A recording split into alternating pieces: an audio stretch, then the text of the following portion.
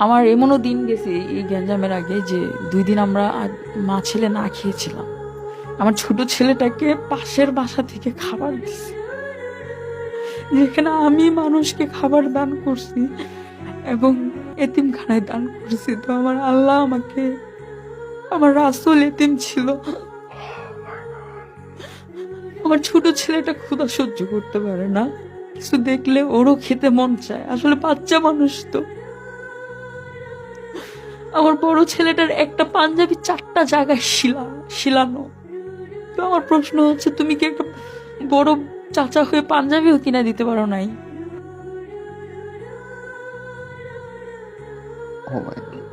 200 টাকার একটা ব্যাগ, যে যখন পড়াশোনা করেনি তখন 1400 টাকা দিয়ে ব্যাগ কিনে দিছে ওর নানা বাটা থেকে।